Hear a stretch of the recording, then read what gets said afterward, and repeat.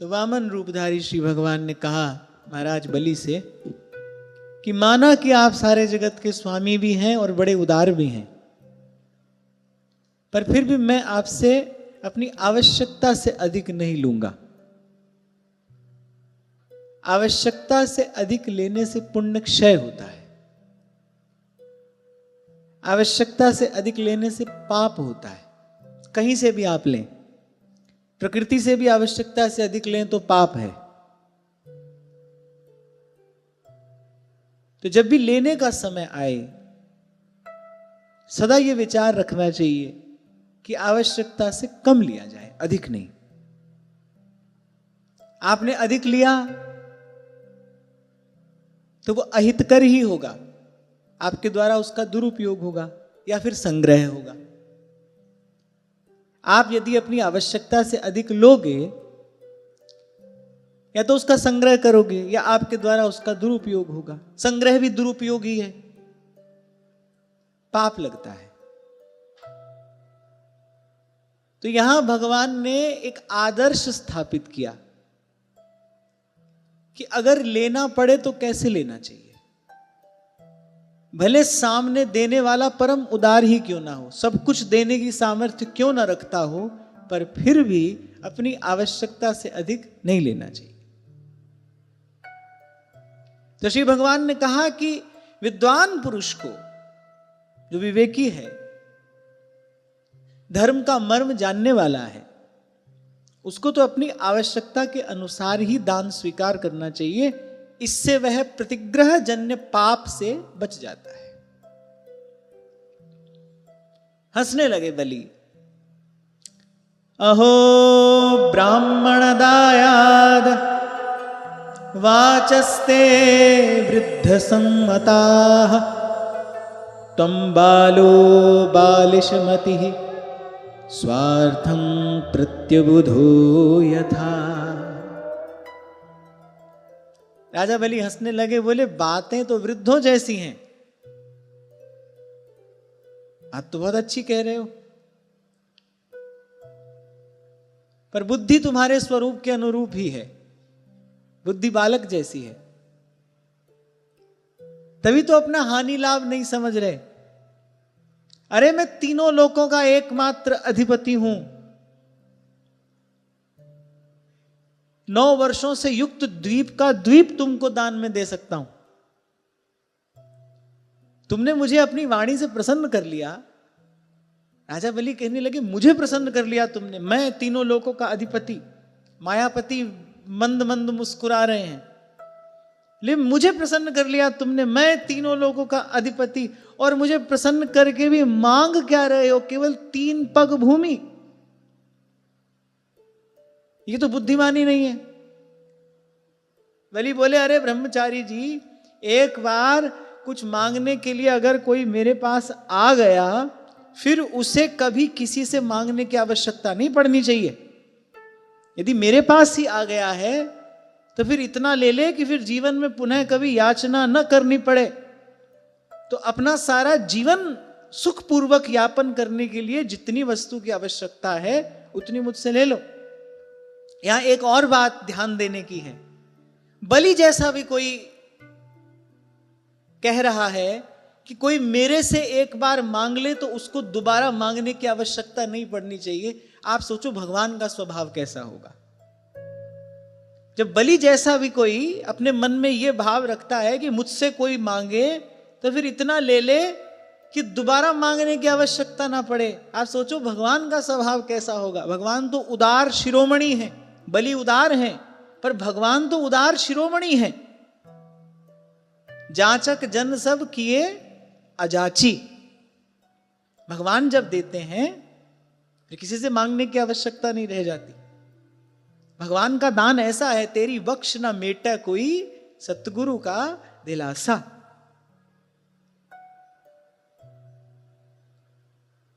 इसलिए कुछ कहिए तो प्रभु से ही कहिए, प्रभु को प्रसन्न करिए, प्रभु से कहिए। वो जब देंगे तो वो ऐसा देंगे, वो इतना देंगे, फिर पुनः याचना करनी नहीं पड़ेगी।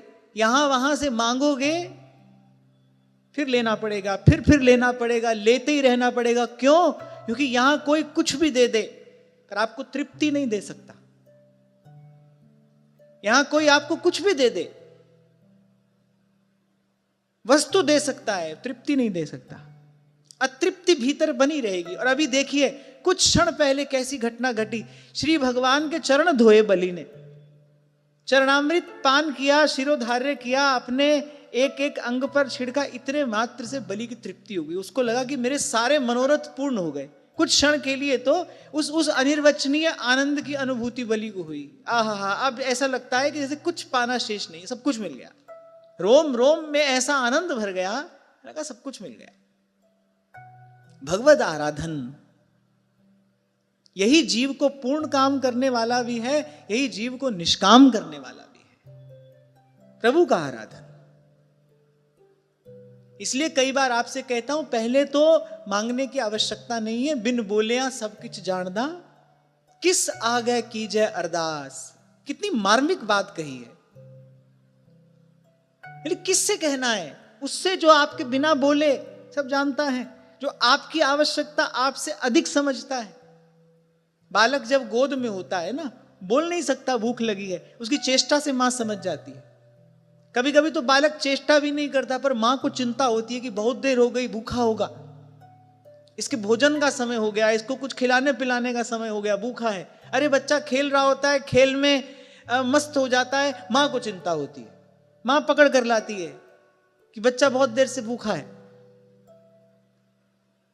किस आगे कीजय अरदास, बिन बोलिया सब किछ जानदा, बिन बोलिया सब किछ जानदा। और फिर मान लो नहीं रहा जा रहा, अभी ऐसी परिपक्वता नहीं आई है, अभी संतों गुरुजनों की बात में ऐसी श्रद्धा नहीं है, हमको लगता है नहीं भाई कहना ही पड़ेगा, तो फिर कम से कम भगवान से ही कहिए, किसी और से नहीं। अकामः सर्व कामो वा मोक्ष काम उदारधी, तीव्रेण भक्ति योगेन यजेत पुरुषम परम। मैं तो ये सोच रहा था कि बलि जैसा भी कोई सोचता है, भाई मेरे से कोई ले तो फिर इतना ले ले, दोबारा मांगना ना पड़े। भगवान कैसे होंगे? जब भगवान देते होंगे तो कैसे देते होंगे? प्रभु से लेने पर किसी को फिर मांगने की आवश्यकता पड़ेगी? अरे तृप्त कर देते हैं वो, यल्लब्धवा, जिसको प्राप्त करके फिर कुछ पाना शेष नहीं रहता। जा ही लहे कछु लैन की चाह नहीं में होए। अगर अभी बुद्धि निष्काम न हुई हो, अभी मांग बनी हो, फिर इतना तो करिए कि भाई लेंगे तो प्रभु से ही लेंगे। प्रभु के दरबार में कोई कमी है? साहेब के दरबार में कमी काऊ की नाई। यहां लोगे तो कुछ देना भी पड़ेगा, प्रत्येक वस्तु का मूल्य है,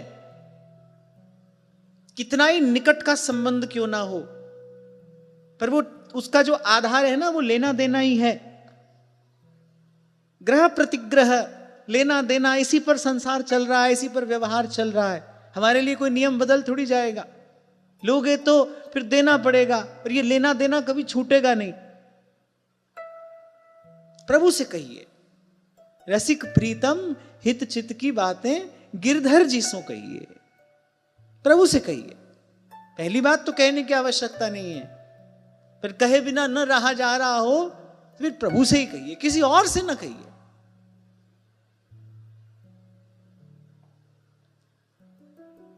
पहले भी आपसे मैंने कहा था, पहली बात तो श्री भगवान के अतिरिक्त जीव का दुख दूर करने की सामर्थ्य किसी में नहीं है, और यहां किसी के पास सामर्थ्य हो भी सही तो उसकी रुचि नहीं है।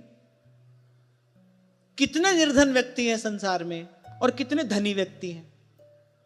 अगर धनी व्यक्ति की रुचि हो, इतना धन धनियों ने छुपा रखा है, दबा रखा है, अगर धनियों की रुचि हो तो निर्धन की निर्धनता दूर नहीं हो जाए। पहली बात तो संसार के पास दुख दूर करने की सामर्थ्य नहीं है, थोड़ी हो भी तो उसकी रुचि नहीं है। भगवान के पास सामर्थ्य भी है, भगवान के पास रुचि भी है। किसी और से न कहिए। बस मैं केवल इतना कहना चाह रहा हूं प्रभु से कहिए, अपने हृदय की बात, अपने हृदय की वेदना, अपने हृदय की पीड़ा प्रभु से कहिए। तो बलि ने कहा, अरे मेरे से मांगने आए हो और तुमने मुझे प्रसन्न भी कर लिया है, अपनी वाणी से प्रसन्न कर लिया तुमने मुझे, फिर भी मांग क्या रहे हो 3 पग भूमि? तो बलि ने कहा, बातें तो वृद्धों की सी कर रहे हो, पर बुद्धि बालकों की सी ही है। और हंसने लगे बलि। फिर भगवान बोले, श्री भगवान वाच, यावन्तो विषयाः प्रेष्ठाः त्रिलोक्याम जितेन्द्रियं न शक्नुवन्ति ते सर्वे प्रतिपूरयितुं नृप। आहा, जो श्री भगवान ने कहा बलि से, श्रवण करने योग्य, मनन करने योग्य, धारण करने योग्य है। भगवान ने कहा, राजन, संसार के सब सुंदर विषय, संसार के सब विषय, जितनी सुंदर भोग सामग्री संसार में है, बोले वो सारे के सारे विषय एक व्यक्ति की कामना पूर्ण करने में भी समर्थ नहीं है। मेरे एक की भी कामना वो पूर्ण नहीं कर सकते। अरे यहां तो वो जो वस्तु आती है ना, जिसको आप कामना पूर्ति के लिए लेकर आए हो, वो अपने पीछे अनेक कामनाएं लेकर आई है। थोड़ा ध्यान से देखो, कुछ भी आपने यहां लिया है ना, आपको लगा है कि ये हमको सुख देगा, ये हमारी कामना पूर्ण करेगा, वो अपने पीछे कितनी कामनाएं लेकर आया है। इसीलिए पूर्व में एक उदाहरण दिया था भगवान वेदव्यास ने, बोले ये घास से ढके कुएं के जैसा है।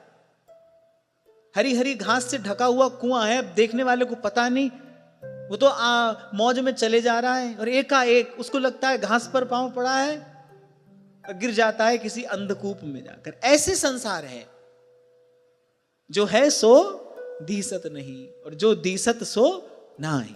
सत्संग यही तो करता है, सत्संग आपका विवेक जगा देता है, खबर पड़ जाती है।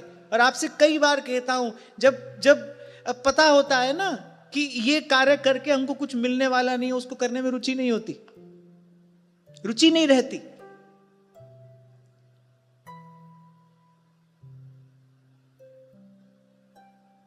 और फिर यहां भगवान कह रहे हैं, बोले सारे के सारे विषय, सब की सब सामग्री एक व्यक्ति को दे दी जाए ना, तो भी वो उसको तृप्ति का अनुभव नहीं करा सकते। फिर भगवान ने कहा, जो 3 पग भूमि से संतोष नहीं कर लेता, उसे 9 वर्षों से युक्त एक द्वीप भी दे दिया जाए तो वो संतुष्ट नहीं हो सकता। कहने का तात्पर्य यहां पर क्या है, यदि संतोष है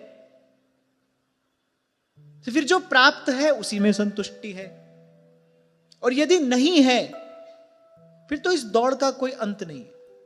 ये तो अंतहीन दौड़ है। कई बार आपसे मैंने कहा कि पूर्ण विराम आपको लगाना पड़ेगा, ये निश्चय जीवन में आपको करना पड़ेगा कि अब मुझे यहां रुक जाना है, अब मुझे इस दौड़ में और नहीं दौड़ना है। दौड़ का कोई अंत नहीं है। 2 पाटन के बीच में और साबत बचा न कोई। प्रत्येक व्यक्ति अपनी एक दौड़ में दौड़ रहा है, उसको किसी से आगे निकलना है, उसको कहीं तक पहुंचना है। लेकिन आपसे मैंने कहा था ना, when you reach there you see that here is no there। जब आप पहुंचते हैं वहां तब आपको दिखाई देता है, यहां तो नहीं आना था, फिर कुछ और आगे दिखाई पड़ने लगता है, फिर कुछ और। ये तो अंतहीन है। हमारे बाबा कहते थे, बोले बेटा प्रपंच का कोई अंत नहीं है।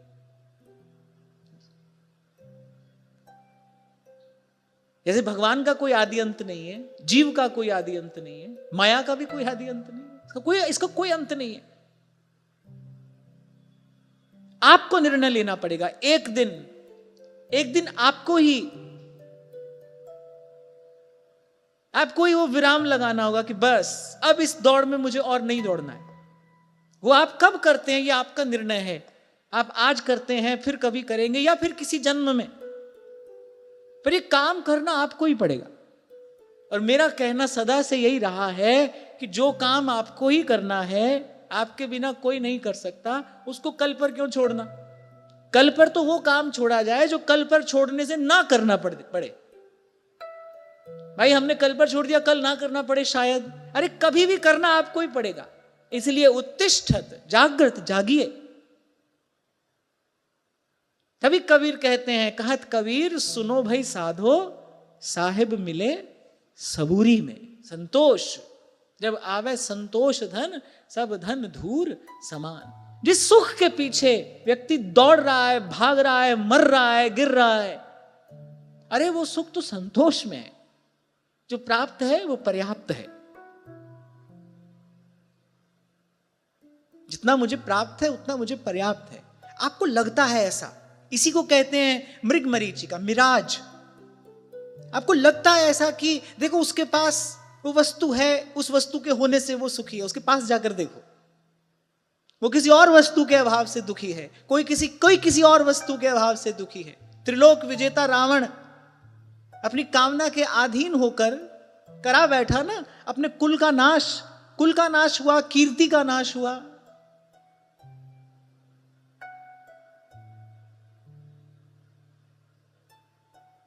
स्वर्ग की रमणियां उसके सन्मुख नृत्य करती हैं। सब कुछ पाकर भी, त्रिलोकी का वैभव पाकर भी उसके हृदय की कामना पूर्ण नहीं हुई। उसी कामना के अधीन होकर अपने कुल का नाश उसने कराया। तो आपको कौन ये गारंटी देगा जो आप सोच रहे हो वो प्राप्त करके आप संतुष्ट हो जाओगे? संतुष्ट होगे तो आज हो जाओगे, अभी हो जाओगे।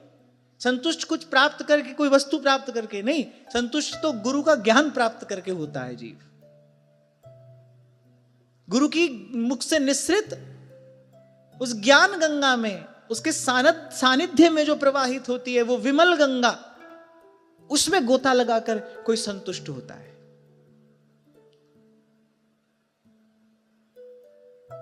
तो भगवान ने कहा जिसको आज संतोष नहीं है उसको कल कैसे होगा, कौन कह सकता है? और सबसे बड़ी बात है कि जीवन का अनुभव भी यही कहता है। अपने जीवन का ही अनुभव, किसी और की बात क्यों करें? लगता था अरे वहां पहुंच जाएं, बस वहां पहुंच जाएं, वो वस्तु प्राप्त कर लें, कुछ नहीं हुआ। वो तो बहुत बहुत कृपा संतों की मनाते हैं। जितना धन्यवाद करें उतना कम है, उसके गुण उपकार का पा सकूं नहीं पार। संतों ने संभाल लिया। भ्रम भूल में भटकते और उदय हुए जब भाग, मिला अचानक गुरु मुझे, लगी लगन की लाग। संतों ने आकर संभाला, विश्राम दिया। सत्संग की कृपा से थोड़ी बात समझ में आई।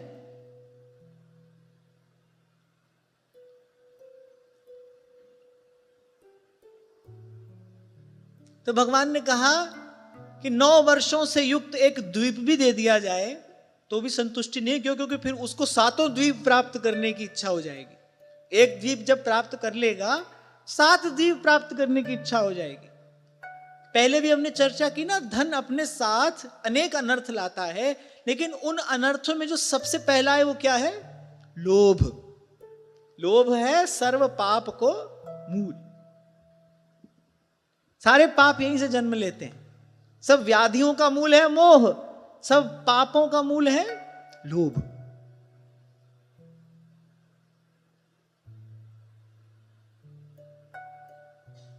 अवधवासियों को अपनी भक्ति का उपदेश करते हुए श्री रघुनाथ जी क्या कह रहे हैं? कहूं भगति पथ कवन प्रयासा, जोग न जप तप मख उपवासा। जोग न जप तप मख उपवासा, जथा लाभ संतोष सदाई, सरल हृदय नहीं मन कुटिला। भगवान ने कहा ले भाई, रास्ता तो ये है, सरल हृदय नहीं मन कुटिलाई और जथा लाभ संतोष सदाई। एक छोटा सा उदाहरण देता हूं आपको। आपके घर में कोई सेवक है,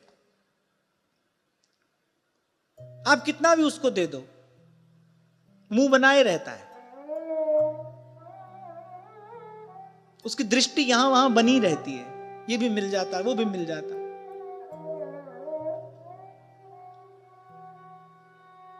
जब उसका ये स्वभाव आप देखोगे तो आपको लगेगा कि भाई थोड़ा ही देना, समय आने पर देंगे। इसकी याचना तो कभी समाप्त होने वाली है नहीं। माने स्वामी ऐसे सेवक पर प्रसन्न नहीं रह सकता। और दूसरी ओर एक सेवक है, कभी कुछ नहीं कहता, वो कभी कुछ नहीं कहता, कुछ नहीं मांगता। स्वामी के हृदय में स्वयं एक भाव स्फुरित होगा, भाई इसको कोई विशेष वस्तु देनी चाहिए, कभी कुछ नहीं कहता। ऐसे ही जो संतोषी जीव है उस पर स्वामी की प्रसन्नता होती है। तभी कबीर जी ने कहा, साहेब मिले सबूरी में। जो संतोषी है, कुछ नहीं कहता। हां, इतना तो अवश्य है, पूर्व भी मैंने संकेत किया था, संतोष के मूल में क्या है? विश्वास है। अरे मेरे प्रभु हैं, मेरे प्रभु हैं, मेरे संग हैं, मेरे सहाय हैं, मेरा भला बुरा मुझसे अधिक जानते हैं। फिर से आपको स्मरण दे रहा हूं, बलि जैसा भी कोई कह रहा है, अरे मेरे से कोई मांगने आए तो इतना ले जाए कि फिर कहीं मांगना ना पड़े। जो सब आशा छोड़कर केवल राम जी की आशा रखता होगा, भगवान उसकी संभाल नहीं करेंगे। जो ईमानदारी से सबकी आशा छोड़कर प्रभु की आशा रखेगा, भगवान उसको नहीं संभालेंगे। अरे करऊं सदा तिनकी रखवारी, जिमी बालक राखे महतारी। नहीं बोल सकता बच्चा, कहीं पीड़ा है, क्षुधा है, मां समझती है, उसकी चेष्टा से समझती है, उसके हाव भाव से समझती है। तभी गोस्वामी जी ने कहा कि ऐसे रखते हैं भगवान अपने भक्त को, जिमी बालक राखे महतारी।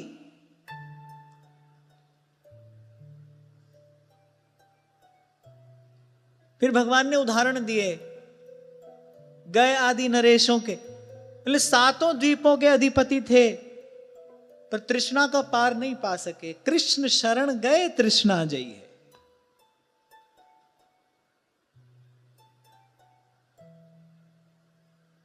यदृच्छयोपपन्नेन संतुष्टो वर्तते सुखम,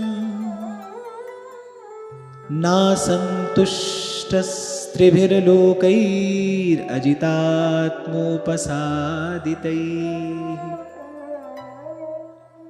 भगवान ने कहा जो प्रारब्ध से मिल जाए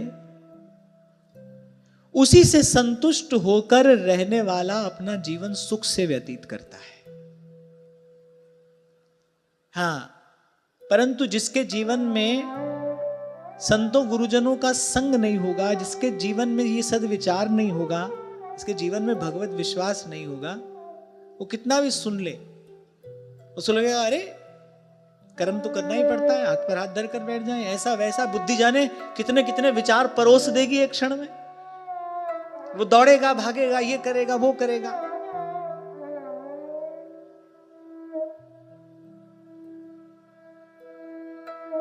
पर संतोष नहीं कर पाएगा। फिर कह रहा हूं, संतोष के मूल में भगवत विश्वास है। मेरे प्रभु हैं, वो कर रहे हैं मेरी संभाल, मेरी जीवन की डोर मेरे प्रभु के हाथ में है। जो करावे सोई करना, नानक दास तेरी सरना।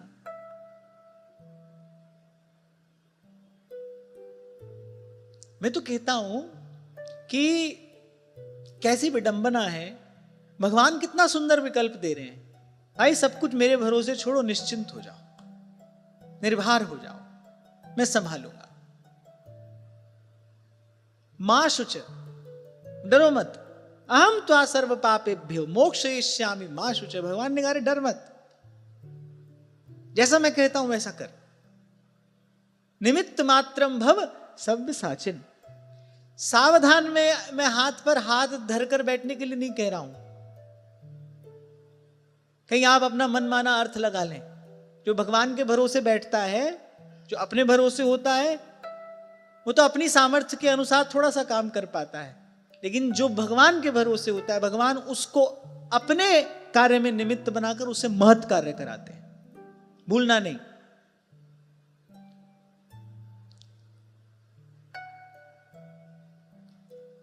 क्या कह रहा था मैं?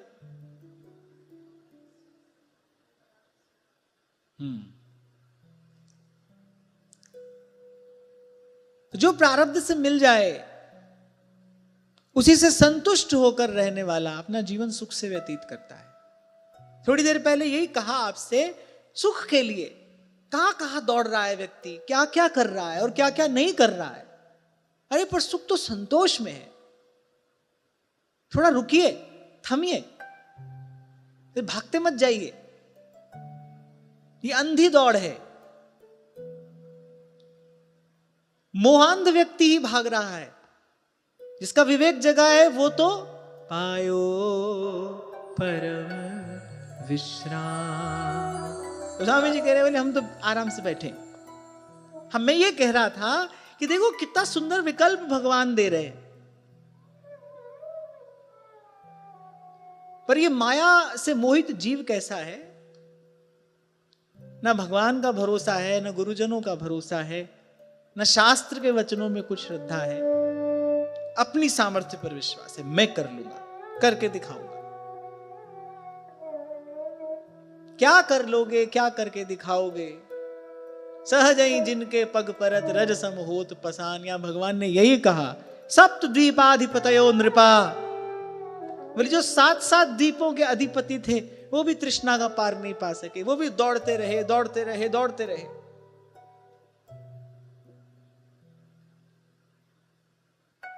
तो भगवान ने कहा कि जो संतुष्ट है वो तो सुखी रहता है, और इससे विपरीत अपनी इंद्रियों पर संयम न रखने वाला वो तीनों लोकों का राज्य पाकर भी दुखी ही रहता है। आज कल या कभी मानना ही पड़ेगा, बिन हरि शरण सुख नहीं कहूं। आचार्य महाप्रभु की वाणी है, सुख चाहत हरिवंश हित कृष्ण कल्प तरु से।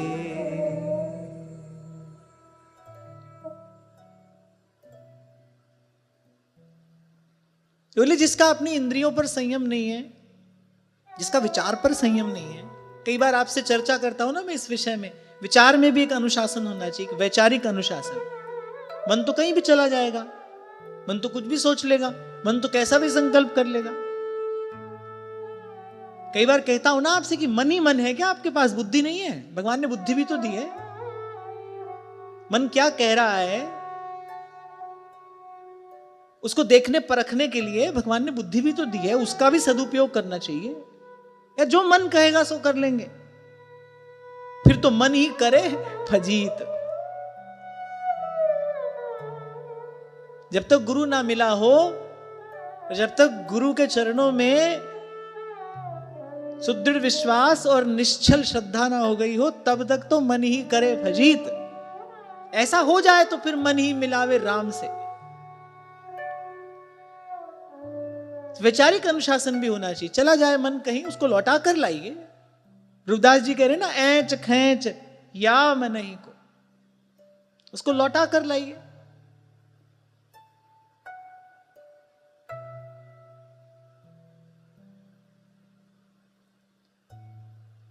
और ऐसा कर सकते हैं आप, क्योंकि आपके बिना आपका मन कुछ नहीं कर सकता। आपके साथ के बिना, आपके सहयोग के बिना आपका मन कुछ नहीं कर सकता। उछल सकता है, कूद सकता है, कर नहीं सकता है कुछ। करेगा तो वो आपके साथ मिलके, आपको अपना सेवक बना के। आप सेवक बन जाओगे उसके, तो वो जैसा चाहेगा वैसा करेगा, कराएगा। यदि आप उसके स्वामी बनकर, दृष्टा बनकर देखे तो कुछ अधिक नहीं कर सकता है वो। कोई भी संकल्प उठे, यदि आपका साथ ना मिले तो वो संकल्प थोड़ी देर में शांत हो जाता है। कोई भी विचार आए, ठहर नहीं पाता, आकर चला जाता है। युक्ति से ही मुक्ति है भाई, युक्ति है, टेक्निक बड़े काम की होती है युक्ति। देखो, कार का टायर पंचर हो जाए तो एक युक्ति है गाड़ी को उठाने की। अब ऐसे तो भाई 4 आदमी भी मिलकर नहीं कर सकते वो काम, और अकेला व्यक्ति कर लेता है। कैसे? छोटा सा एक यंत्र है और उस यंत्र को चलाने की एक युक्ति है। अकेला व्यक्ति बड़ी सहजता से वो काम कर लेता है। ऐसे ही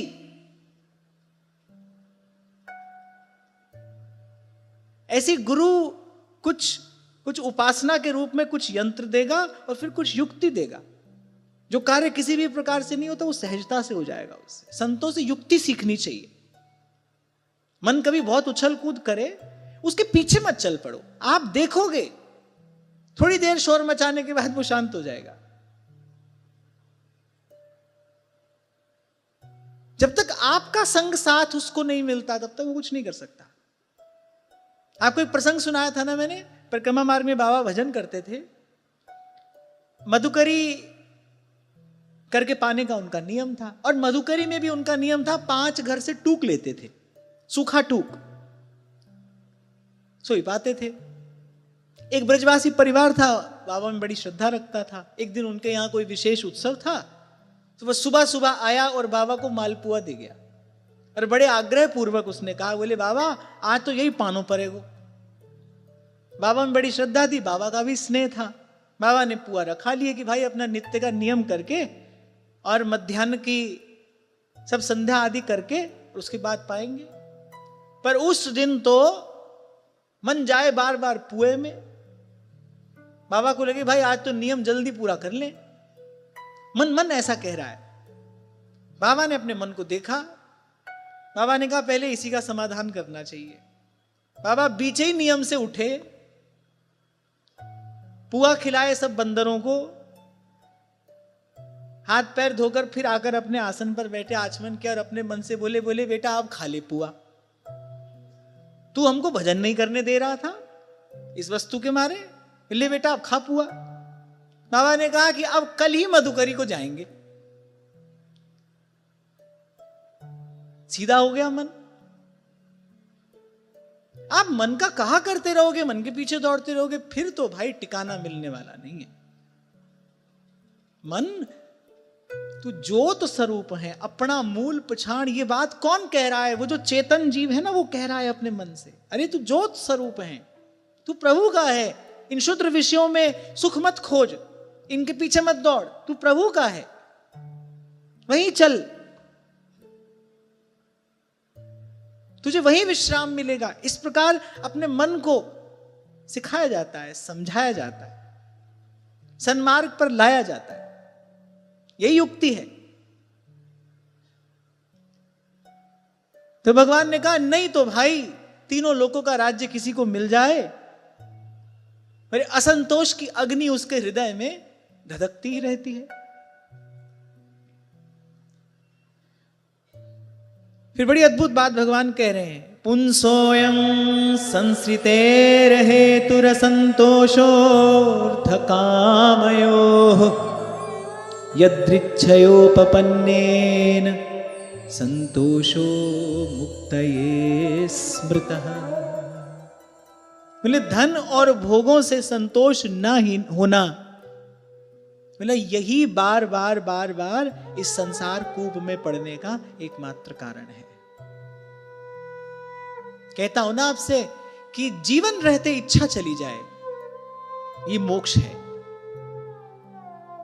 सावधान, मरने के बाद मोक्ष नहीं मिलता, मरने के बाद जन्म मिलता है। ये बात गांठ बांध कर रख लें, मरने के बाद मोक्ष नहीं मिलता, मरने के बाद जन्म मिलता है। जन्म का परिणाम मृत्यु है। इसलिए सावधान करते हुए कबीर साहब कह रहे हैं, मुए मिले न राम, कबीरा जीते भेटिए। मोक्ष मिला तो जीते जी मिलेगा, मरने के बाद नहीं। हमारे यहां प्राय करके यही बात कही जाती है, मरने के बाद मुक्ति, मरने के बाद मोक्ष, मरने के बाद ये, मरने के बाद। अरे सब कुछ मरने के बाद ही होगा, जीवन क्यों मिला है? कुछ यहां भी होना चाहिए, कोई उत्सव महोत्सव यहां भी होना चाहिए कि यहां सिर्फ रोने धोने के लिए आए हैं, यहां सिर्फ हाय हाय करने के लिए आए हैं, यहां सिर्फ चिंता रोग से जर्जर होकर मर जाने के लिए आए हैं। अरे कुछ यहां भी आनंद होना चाहिए। जीते भेटिए, मुए मिले न राम। इच्छा रहती है, उसी इच्छा का चिंतन, उसी इच्छा का, उसी वस्तु की प्राप्ति का संकल्प